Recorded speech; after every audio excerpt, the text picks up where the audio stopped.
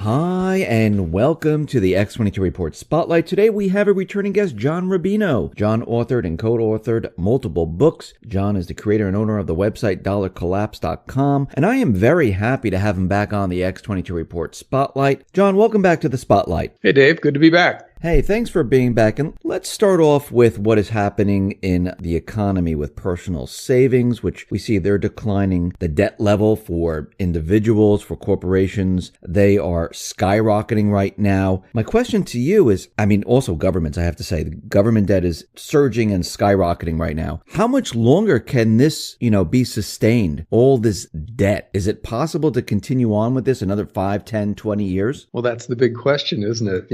Most of the stats out there now scream blow off top. The ones you mentioned, like the savings rate is plunging, which means people are spending money and putting it on their credit cards. They're borrowing money in order to spend a lot. So the headline number is usually consumer spending is up. Like that's a good thing without anybody in the mainstream media going into the details to see that people had to borrow the money in order to spend it, which means it's a self-limiting process. You can't continue like that because your debts blow up your life if you keep borrowing it. And, consumer debt is at levels that historically have blown up people's lives. Same thing with corporate debt, all-time record levels, and still increasing dramatically. And of course, government debt. Governments are now borrowing more as a percentage of GDP than they were a decade ago or a decade and a half ago. It's not like we're getting our financial house in order in any sector of any major economy. We're all making the same mistakes, but on a bigger scale. When you double the amount of debt that you control or that you owe, and then keep increasing it at the same percentage rate from there, you're taking on bigger and bigger numbers. And that's what the world is doing. The U.S. government doubled its debt during the Bush administration, which means George W. Bush borrowed more money than all the previous presidents in history. Then Obama came along and did the same thing, doubled the national debt over what Bush had done. Now we've got President Trump doing something similar, as being really fiscally expansionary, where they're cutting taxes and they're paying for the resulting deficits by borrowing money. And they're increasing spending on things Republicans like the military, and borrowing that money too. And a lot of it we're borrowing from China. Our trade deficit with China is soaring lately. So however you slice it, we are, based on historical precedents, at the blow-off top of another financial bubble. Now, the question this time around, though, is it different? As you said, can we keep on going like this for longer than we have been able to do in previous bubbles because of all the central banks that are now doing experimental stuff with monetary policy? They're creating huge amounts of new currency. They're buying back financial assets, whether stocks or bonds, depending on the central bank, with that newly created currency. And that is presumably letting this thing go on a little bit further than it would be able to. And the question is, how far can it go? Can central banks keep this up forever? Can we just dispense with the whole idea of, valuation measures for stocks and debt levels for consumers and governments? Is all of that irrelevant now because central banks are just creating so much new currency and can do so basically to infinity, because the currencies that they're creating are basically just play money. It's not real. The dollar isn't based on anything. So you can have $10 trillion outstanding, or you can have $100 trillion outstanding in the economy, and it doesn't really necessarily mean much of anything. Now, I suspect that that's not true, that there are laws of economics and finance that can be bent but not broken. And after you take on a certain amount of debt, that debt blows up on you. That debt ruins your life and changes the way you live, just because the interest costs associated with that debt eventually come back to bite you. Now, you can force interest rates down to extremely low levels for certain amounts of time, but then that causes other kinds of imbalances. And, I think we're dealing with kind of a whack-a-mole situation now where one imbalance pops up and the government addresses it with easy money, and then that causes something else, pressure to be released in some other part of the pressure cooker, and then we have to deal with that. Eventually, the thing will blow up. But whether it's this year or 5 years from now, that's really the question. And what happens in between? There are some people that say that the bond market will be the thing to blow up first. Other people are looking at stock valuations and saying that will crash and bonds will do well. It's hard to know exactly how this plays out because it's, to a large extent, uncharted territory. But I think it's a pretty safe bet that there's a crisis of some sort in the next couple of years, and it's related to all the debt we took on in the last decade. When you look at the economy, when we look at certain statistical numbers that are coming from the Fed, from the government, and we look at what Trump has done compared to Obama, compared to Bush, it looks like they're all following the same track because unemployment, is down to 4.1%. Now, when Obama was president, everyone was out there saying that, these are fake numbers. This is part-time jobs. This is not, they're not counting those people who aren't looking anymore because, right now the labor participation rate is at 62.7%. So when you look at these numbers like unemployment, the labor participation rate, GDP, are we doing the same exact thing? Has anything changed to really believe these numbers right now? Or are they using the same calculations back during Obama's time? We're using the same calculations. We're still looking at an unemployment rate that doesn't include all the people who've gotten disgusted and stopped looking for work. And if you did include them, the number goes way up. We're not at full employment until the labor participation rate goes back up to somewhere near where it was, and the quality of the jobs that people are getting returns to what it used to be. In other words, decent paying factory jobs for people who are now bartending or waitressing or something like that. And, we're a long way from that, which is why the Fed feels justified in not just, hitting the brakes monetarily right now, because they're looking at the labor market and saying, okay, it's not nearly as good as that one headline number implies. So we do have a little bit of slack in the economy that you wouldn't expect from just a 4% unemployment rate. But at the same time, we've got so much debt in the economy. The people who have had to take crappy jobs or who have just dropped out of the workforce are presumably piling up tons of debt. All students basically are piling up tons of debt. The amount of student loans that are outstanding now keeps growing, and it's now higher than credit card debt. It's over $1 trillion. Auto loans continue to grow too. So in a lot of very specific sectors of the economy, debt continues to pile up, which, that's a sign, on the one hand, of slack in the economy because people aren't making enough to actually cover their lifestyles. On the other hand, it's a limiting factor in the sense that people can only borrow so much. And if they've borrowed more than they normally should be able to already, you can't expect debt-driven growth to continue going forward. So we've got a lot of cross currents right now. And most of it comes back to the fact that we've just borrowed way too much money. When you borrow too much money, your life gets complicated and messy and potentially disastrous. That's how it works for individuals, and that's how it works for countries. And if you go back to 1971 and look at the chart of debt that we've taken on at every level of every major society since we went off the gold standard, we broke the final link between the dollar and gold, and therefore between the rest of the world's fiat currencies and gold under Richard Nixon in 1971. Since that time, debt has just risen steadily year after year after year because governments were basically handed an unlimited credit card along with their fiat currency. And they've just been abusing that privilege, the privilege to make unlimited amounts of new money with no repercussions ever since. So we're at the point now where some kind of a monetary reset has to happen, right? We owe so much more money than we can ever pay off that the only solution to that, and this is history again, because governments have done this quite a few times in the last couple of thousand years, the only solution is to replace today's money with some new kind of money.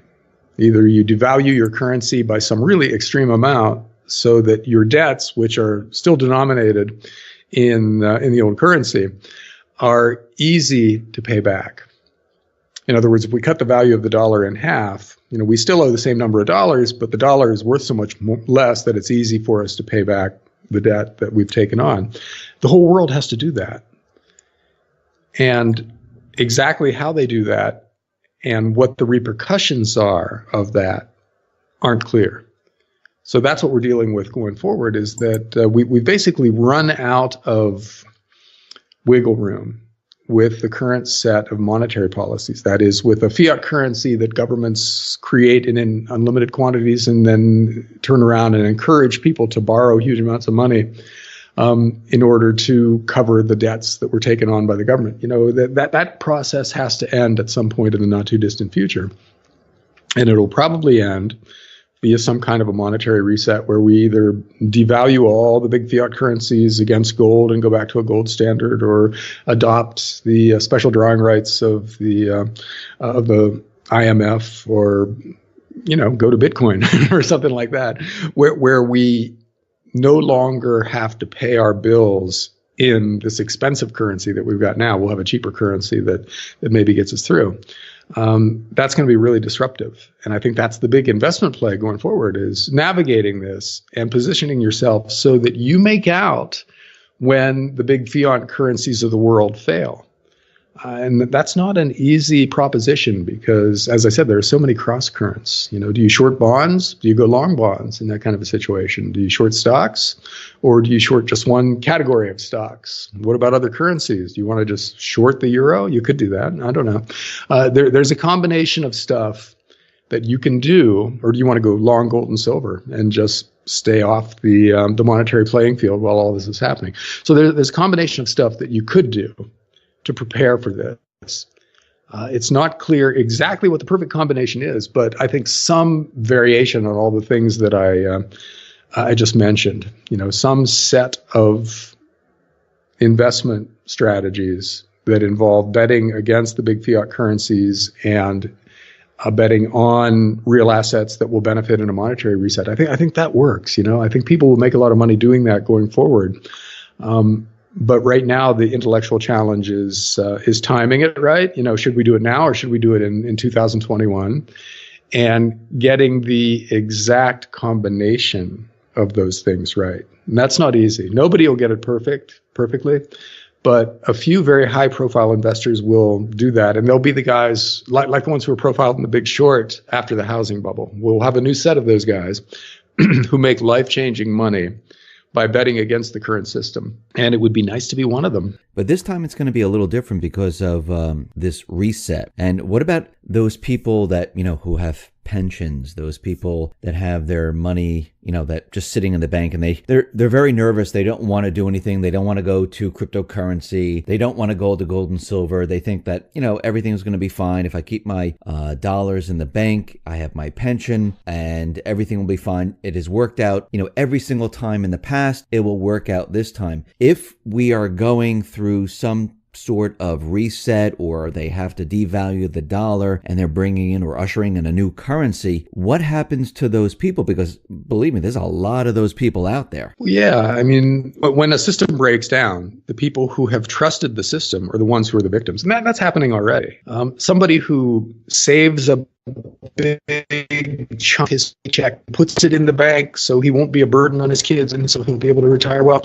He's being screwed by this system today, because interest rates are so low and financial asset prices are so high, which benefits rich people who already have a ton of stocks and bonds, and it hurts small savers who are trying to get started and trying to put some cash away. So we're already disadvantaging these same people. But when the monetary reset is probably come here much sudden, because all of a sudden your bank account is going to be worth, half of what it seems to be today. And that's going to have to be a surprise announcement, because you can't do a monetary reset. You can't do a big devaluation of your currency and signal ahead of time that you're going to do it, because then everybody front runs you and kind of short circuit the process. So you have to announce it on a Friday afternoon or a Sunday night or something like that. And so that Monday morning is when all the banks open with bank accounts that are now worth half of what they were, and the stock market adjusts and the bond market adjusts, and you're stuck, and if you've been counting on a pension, you suffer dramatically from that kind of a process, because pension plans are going to be the big victim of this, and people who depend on pensions will be a big victim of it, because they are already grossly underfunded, state and local public sector pensions in particular. And so there's no way that even in an equities bull market and a bond bull market like we've had right now, there's no way, even if that continues, that they will be able to pay off what they've promised to pay off. So there would have to be huge cuts in pension payouts going forward, even in the absence of a financial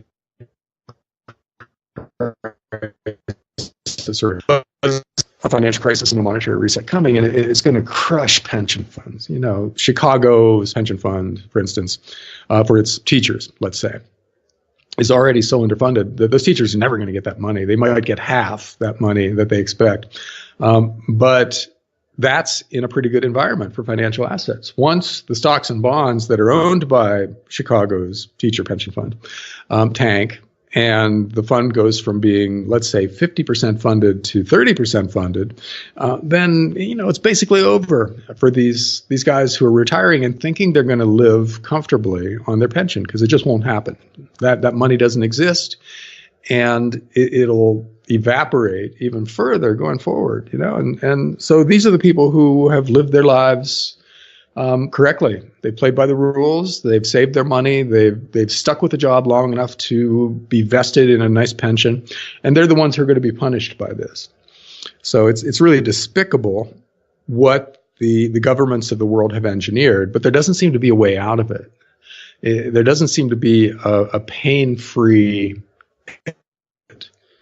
from all the debt we've taken on, and question of timing and details. Will it happen right away, or will we have to wait a while? And when it happens, will governments do specific things to specific people, or is it just going to be this across-the-board crisis? We can't know that, because it's going to you're sitting around conference tables and frequently, cracking under the pressure and doing really irrational things. Now, we see the Fed has been looking at inflation and they've been telling us that there's been no inflation. I mean, we see it in food, we see it in college tuition, housing prices. They've offloaded the inflation to other countries. Now we see some inflation, and you wrote an article that that inflation is much higher than the Fed is actually reporting. Now, why are you saying this? Why is inflation much higher than what the Fed is actually saying right now? Well, the consumer price index, which is what mainstream economics and the mainstream media consider to be inflation. In other words, how fast is the price of what you have to buy at the grocery store or your car or whatever going up? That doesn't give you the whole picture, because it ignores financial asset prices. So what's happened in the last 3 decades is the central banks of the world have been creating lots of new currency and dumping it out into the economy. But instead of just going into everything across the board, that new cash is flowing into financial assets. In other words, it's causing stock and bond, and to an extent real estate, bull markets in which the prices of those assets have been going through the roof. So in effect, we're seeing massive asset inflation and minimal consumer goods inflation. Since the government only measures consumer goods and reports that as inflation, we think there's no inflation, but really there's raging inflation if you include asset prices in your calculations. And one branch of the Federal Reserve just did that lately. They included stock and bond prices in their calculation of the CPI, and they got something over 3% on average now, which is about twice as fast as what the government reports for its standard CPI. Now, if we had 3% inflation right now, we would be feeling like we were in crisis. The Fed would feel compelled to raise interest rates, and bond prices would be tanking, because a 1.5% or 2% bond yield in a world of 3% inflation is a negative yield. Why would you own something like that? Nobody would. They'd be selling those bonds as aggressively as possible, and central banks would have to be buying them up with newly created currency, which would cause more inflation. We would be in a kind of a death spiral, really obviously. But that's the reality of it. That's actually what inflation is, because you should include asset prices in your calculation of the cost of living. Because if you need to buy a house and house prices are going up, well, that raises your cost of shelter. If you want to save some money by investing in stocks and bonds, and the price of stocks and bonds are going through the roof, that raises the cost of that aspect of living for you, right? If the cost of investing goes up, that's a cost, because investing is part of living. So we should be looking at asset prices when we talk about inflation. And if we were using asset prices as part of our inflation measure, the numbers would look very unfavorable, to the point of being, kind of grim and crisisy. So I think people who want a clear picture of how the world is going right now should look at it that way. They should think of asset prices or as an aspect of inflation. In other words, when stocks spike, that's the same thing as saying the dollar plunged versus stocks. So as the dollar plunges against more and more things, for instance, cryptocurrencies came out of nowhere, and they're kind of sort of competing forms of money, but they're spiking against the dollar, which is to say the dollar is plunging against these new forms of money. Look at the world in that way. In other words, what is the dollar plunging against? And you find a lot of different things. Which implies that the dollar is actually falling in value, maybe at an accelerating rate, but certainly at an unacceptable rate right now, and that we are having inflation, and that we shouldn't be complacent. We shouldn't be thinking, oh, things are great, when they're really not great, because accelerating inflation is usually the sign of an impending crisis. So we will get there. We will have that crisis that is due to accelerating inflation at some point. And, it could easily be soon, or it could be that it takes us a little longer because central banks just up the ante and keep on pumping out even more and more money. And that papers over these problems that are only obvious if you dig into it. They're not headline news, so most people don't know about them. But Dave, guys like you know about them because you're paying attention to the stuff that goes on beneath the surface, and your listeners are presumably aware of this stuff because you and your guests talk about it. That's not a critical mass yet, but eventually, when enough people figure it out, they'll start acting accordingly. They'll dump their dollars by buying gold and silver, which is really just a trade of different kinds of money. You're getting rid of the bad money and buying the good money. Or they'll buy other kinds of real assets like energy companies or mining companies or well-chosen real estate. That's what happens when people lose faith in a currency. And the tail end of the process, the blow-off part of the process, is called a crack-up boom in the Austrian School of Economics. That usually leads to a gigantic collapse. So I think there's evidence that we're well into something like that now, based on what asset prices are doing, and which is to say what the dollar is doing, how the dollar is falling against all these things. So we could be close. Yeah, so basically the government, the Fed, what they do is they leave certain information out of their statistical numbers, just like the unemployment numbers. All those people that aren't looking for work, well, they don't want a job, so we're not going to count them. For the unemployment numbers, we're going to, count the part-time job as a full-time job. They manipulate the numbers. The same thing with inflation. Well, let's not count all of this. Now, you said something very interesting. And I started to think, as these asset prices move up and, this is inflation, housing's moving up, the stock market's moving up, Bitcoin is moving up, means the dollar's declining. Wouldn't gold and silver move up the same exact way then? They absolutely should. And if they haven't, it's kind of a mystery, because why would cryptocurrencies soar? And why would real estate soar? And why would stocks soar? Well, these are things that rich people tend to buy. And why wouldn't rich people be doing historically what they do and be buying precious metals at the same time? If you look at basically every financial crisis since the days of the Roman Empire, gold and silver went up dramatically versus the currencies that were being mismanaged by their governments. This time, gold and silver still are up. If you look at, for instance, gold in the year 2000, it was $200 and some an ounce. Here, 18 years later, it's $1,300 and some an ounce. That's a nice run. Gold has done a good job of protecting against fiat currency inflation, but it's not getting the blow off top kind of capital flows that some of these other assets are. I can't really explain that. I mean, there are some people who say that it's a manipulated market. Governments are consciously depressing the price of gold and silver, whereas they like it when real estate goes up, so they're not worried about that. They like it when equities go up, so they're not worried about that, because those things aren't direct competitors. They're not other forms of money, so they're not competing with the dollar directly. There's probably something to be said for that. I don't think that's something governments can control in the long run, though, because not all governments are doing it. First of all, you got Russia and China and India aggressively buying precious metals, which means that we're basically putting those things on sale for these governments which have a different idea of their monetary futures. Obviously they intend at some point to use precious metals to back their currencies in some way. In other words, even if it's just psychological, if it's not some kind of numerical relationship that they establish, their currencies are still perceived as being more solid if they've got a huge amount of gold and silver sitting in their vaults that they can use to back up their currencies. That seems to be their plan. And to the extent that they keep doing it, that they keep taking gold and silver off the market, then that improves the supply-demand characteristics of the markets in the West for precious metals.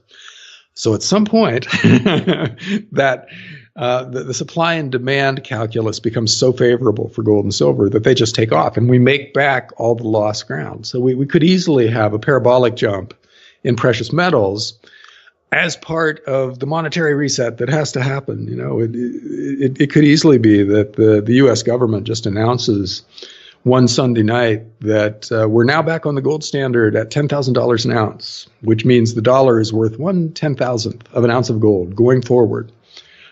So the people who've been sitting with their precious metals and waiting would be vindicated, and all of a sudden, just overnight, would be a lot richer than they were before.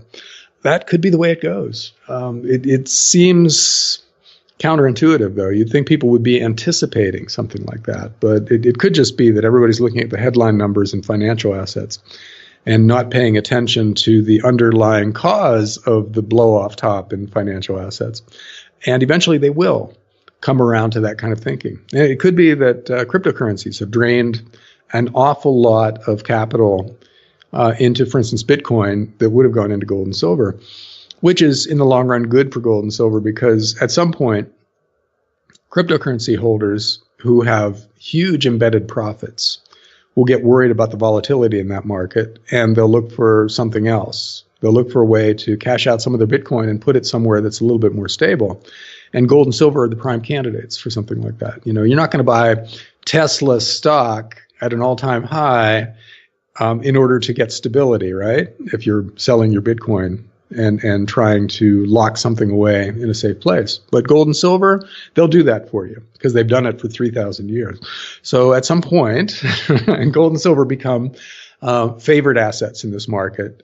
And I'll go out on a limb and say sometime in the next 3 years, precious metals will be the best performing asset for at least one of those years.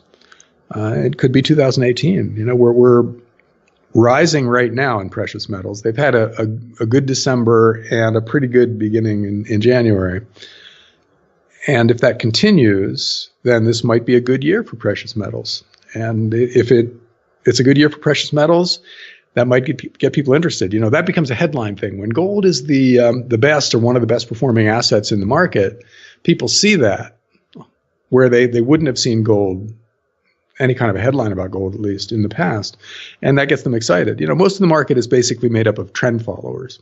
When something is rising, that looks good, and they want to buy some of it. And so you need something to start rising off of a bottom to bring in people who are not just, deep value kinds of investors. Those are the guys buying gold right now, the people who are looking around and saying, well, there's only one undervalued asset, only one thing that's had a big correction and hasn't spiked subsequently out there, and that's gold and silver. So those people are buying precious metals right now. let that push the price of gold up to, say, $1,500 an ounce, which it's been there before. It could happen easily this year. Then all of a sudden it's headline news. It's the best performing asset in the market. And then you get the momentum guys coming in, and it gives precious metals another leg up. And then you get the monetary reset, and then we get the parabolic spike for precious metals. So that's the optimistic gold bug scenario, and it's not in any way unrealistic. That could happen easily, and I would say that some variation of that is even probable in the next 5 years. I mean, of course, this happened to Bitcoin. If you really think about it, 1 minute it was like 200, 500, 1,000. I think it hit 2,000. People were like, oh, it's a bubble, it's going to pop. That's it, it's done. And all of a sudden, it just started to take off, and people were shocked and surprised at how quickly it was moving up. So gold or anything could do the same exact thing. I don't see that as an impossible type of scenario whatsoever. But what I wanted to ask you is the Fed actually planning for a recession? Because in their latest transcript, it reveals that the entire market will collapse when interest rates rise. Now, they're raising the rates very, very slowly right now because they were very low. And, a lot of parts of the world, they're in zero or negative territory. But if we go back to 2004, prior to 2008, they started to raise the rates like in 2004 to 1.5, 2005 to 2, 2006 to 4. And the mid part of 2006, they continually increased it up to 5.2%. And then all of a sudden, at the end of 2007, they started to drop the rates to 4.5. And then they did it quickly in beginning of 2008 to 3, the middle of 2008 to 2. And then boom, the market crashed in October. So they knew they kicked something off at the end of 2007. Do you think the same thing is happening? Do you think they're preparing for some type of recession, and this is why they want to bring the rates up a little bit to kick it off and then bring the rates back down? Well, yeah, here's the Fed's dilemma. They know that a recession is coming eventually because they always happen, all the way back through financial history. There's been a business cycle in which you get some growth for a while, and then imbalances build up, and you get a recession. To flush out the bad ideas that were put into place towards the end of the previous expansion. They know that's coming, so they want to raise interest rates in order to have some ammunition for lower interest rates. If they start out at zero, it's kind of hard to cut rates dramatically to counteract the next recession. So they would like 4 or 5% interest rates, which is historically what they end up with at the peak of a cycle. And then they can cut further down from there. On the other hand, they know that the system is incredibly financially fragile right now. We've got a term that I've used in articles and book chapters is the variable rate world right now, where everybody owes so much debt, a lot of which has to be rolled over and or it fluctuates with the general level of interest rates. So if rates go up, everybody's interest costs just explode. And that's governments and corporations and individuals across the board. The Fed is terrified that if they raise interest rates back to historically normal levels, let's say 5% Fed funds, 6 or 7% 10-year treasuries, that blows up the world. And so they're kind of in a box right now. If they raise interest rates to historically normal levels, they risk creating an even bigger crisis. But if they don't raise interest rates, they've got no ammo when the next crisis happens. And they'll have to go to negative interest rates, which is a whole different kind of experiment. And neither one of those options is attractive for them because either one brings with it the potential for a huge crisis, a bigger crisis than 2008, 2009, and maybe bigger than the 1930s depression. That's what they're looking at because of the amount of debt that we've taken on. So it's not clear how they get out of this because there really is no easy way to do that. They're just dealing with more and more unattractive options as time goes on. And eventually this will come back to bite them because eventually they're going to err on one side or the other. Either they'll keep interest rates too low for too long and we get some kind of what we've got going now, a parabolic spike in asset prices that leads to a huge collapse. Or they raise interest rates quickly enough to head that off, but the rising interest rates in, credit card debt and adjustable rate mortgages and prime +2 corporate loans and whatever you think, or government short-term debt that has to be rolled over, all of those things blow up the economy. There's really no safe way to navigate this. So the Fed is in trouble either way, and historians will have a field day with this. They're going to come down so hard on the monetary policy architects of the past 30 years, and there will be entire books written about what an incredible mistake it was to beginning in the Greenspan era to just bail out every financial player in sight and never let the system reset again. And that's basically what we're doing right now. We've told the big banks, go ahead and take any risk you want, grow as big as you want. And if you get into any kind of trouble, we will find a way to bail you out. So we've created a system that's guaranteed to collapse at some point. And the Fed may or may not know this because that's not really part of their models. Debt really isn't that big of a deal in their models. But the guys who are actually running the numbers and doing scenarios know that there's the potential for a crisis out there on an epic scale. So when this reset hits and when we enter this recession, will this be like 2008, or have they made it a lot worse and this is just going to be a disaster for the everyday person on the street? Well, we've taken on huge amounts of new debt since 2008 at every level. So if 2008 was due to excessive debt and it was an insanely scary crisis that required experimental monetary policy, then the next one is liable to be commensurately bigger and scarier, just because the numbers are so much bigger. The U.S. government doubled its debt. China quintupled its debt since 2008. Europe has increased its borrowing at basically every level of its society. Japan's government debt has soared. So we owe a lot more money. So the potential for this crisis to metastasize into something that's really unprecedented is definitely there. We could have the biggest financial crisis ever, just based on the numbers. Or we could have some kind of a quick monetary reset that gets us out from under this, but at the cost of impoverishing a whole generation of savers. We'll see. It's not clear what they choose. But it is pretty clear that these numbers don't allow for a pain-free exit from the mess that we've created for ourselves. John, thank you very much for being on the X22 Report Spotlight. Once again, how can people see your work? I run dollarcollapse.com, which is a site that covers stuff like this. And my most recent book, although it's not that recent anymore, is called The Money Bubble, which was published in 2014, but made a lot of predictions that are just now coming true. So the book is actually more timely now than when it came out.